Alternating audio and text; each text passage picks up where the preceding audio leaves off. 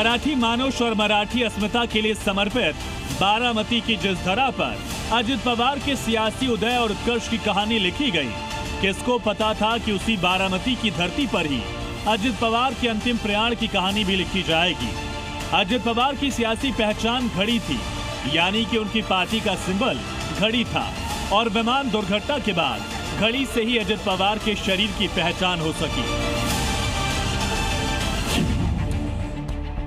अजित पवार का व्यक्तित्व भारतीय राजनीति के सबसे चर्चित और सबसे जटिल किरदारों में से एक रहा।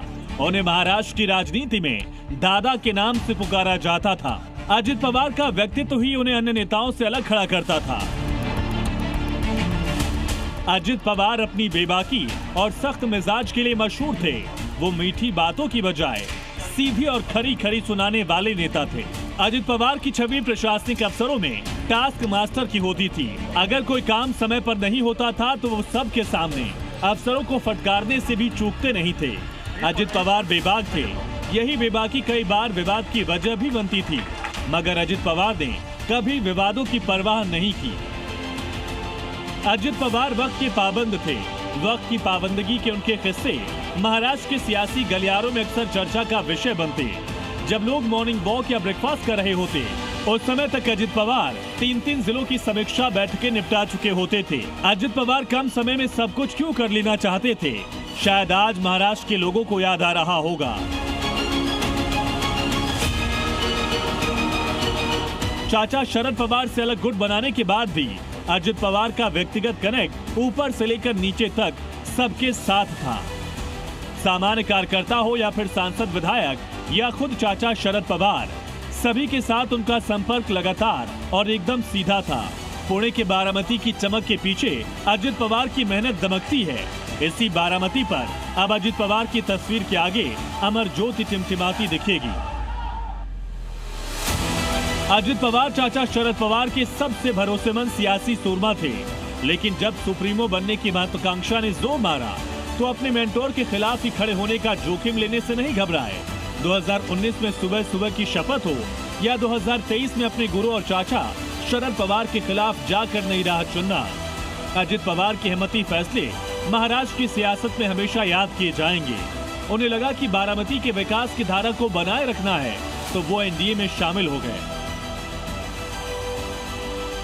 ब्यूरो रिपोर्ट, जी मीडिया। और सीधे बारामती से हम आपको तस्वीरें दिखा रहे हैं, जहां पर अजित पवार का थोड़ी देर के बाद अंतिम संस्कार किया जाना है। अश्विन पांडे हमारे संवाददाता वहां से जुड़े हुए हैं। अश्विन, एनसीपी के अलावा अन्य दलों के कौन-कौन से नेता वहां पर पहुंच चुके हैं? जी देखिए, इसमें कांग्रेस के नेता सुशील कुमार शिंदे यहाँ पर हमें दिखाई दे रहे हैं। राज ठाकरे पहुंचे हुए हैं।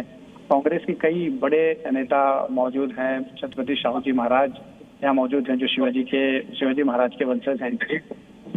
बहुत से नेता अंदर की तरफ बैठे हुए हैं। शरद पवार यहाँ पहुंचे, सारी चीजें देख रहे हैं। सुप्रिया सुले जो बीच में आके शामिल विधानसभा हर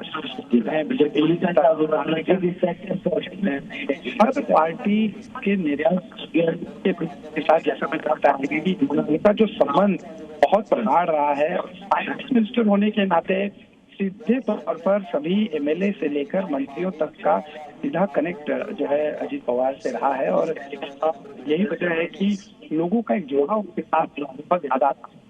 तो बता दें कि कल फडणवीस इस घटना के बाद मुखातिब हुए तो जो बॉडी लैंग्वेज था उसको इस बात तस्दीक कर रहा था, बहुत बड़ा पर्सनल लॉस रहा है। 2019 में चाहे 80 घंटे की सरकार ने अजित पवार के साथ बनाई जाएगी, जो दृश्य है और इसके बाद आपके पास एक बार ये तस्वीर अपने दर्शकों को दिखा दे। देखिए, इस अंतिम यात्रा में कोई बाइक पर, कोई स्कूटी पर, कोई गाड़ी पर, कोई पैदल चलकर इस अंतिम यात्रा में शामिल हो रहे हैं। तस्वीरें देखिए, किसी ने इन्हें बुलाया नहीं है।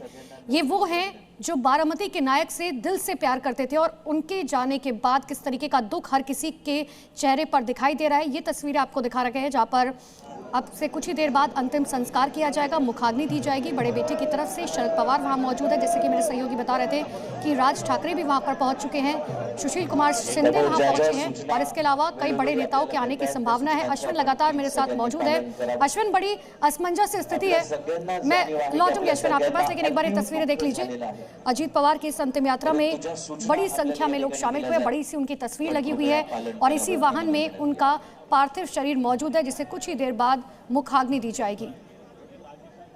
अश्विन मेरे साथ लगातार मौजूद है। अश्विन, कितनी असमंजस स्थिति है। कहा जाता है कि अजीत पवार को घड़ियों का बहुत शौक था, अलग अलग घड़ियां पहनते हुए उन्हें कई बार अलग अलग कार्यक्रम में देखा गया था और कल जब उनका पार्थिव शरीर मिला उसकी पहचान एक घड़ी से हुई। देखिए, ये कितनी एक आयरनी है कि उनका चुनाव चिन्ह जो है वो घड़ी है, उनकी जो पसंद है वो घड़ियों के काफी रही है।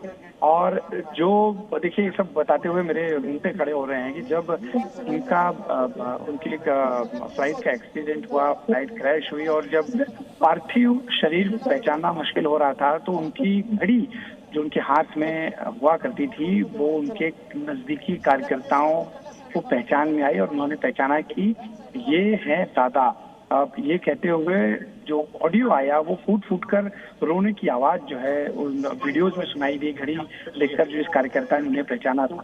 तो ये एक सोचिए कि जिस पार्टी का घड़ी सिंबल हो, जिस पार्टी के नेता को घड़ियां बहुत पसंद हो, उस पार्टी की पहचान ही घड़ी से हुई हो, ये बहुत ही चौंकाने वाली और बहुत अचरज की बात है।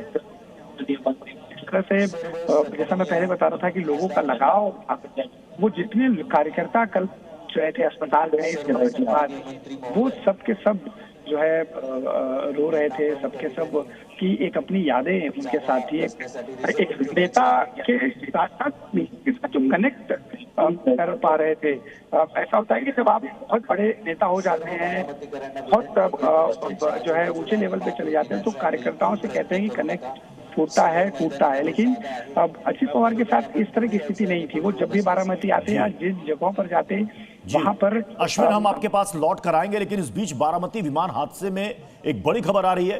विमान